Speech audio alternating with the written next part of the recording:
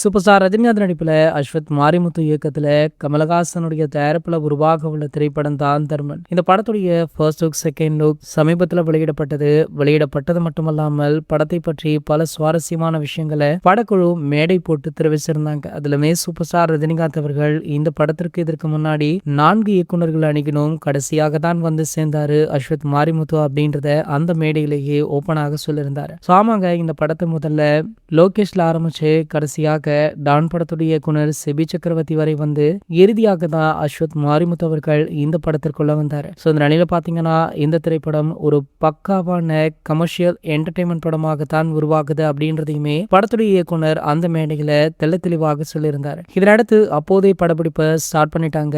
தற்போது இந்த படத்துடைய படப்பிடிப்பு 30% முடிவடைந்தது மட்டுமல்லாமல் படக்குழு கூடிய விரைவிலேயே ஒரு பக்காவான அப்டேட் ஒன்று வெளியிட இருக்காங்களாம். அது வேற எதுவுமே இல்ல, இந்த படத்துடைய ஃபோர்த் சிங்கிள் ட்ராக் தானா.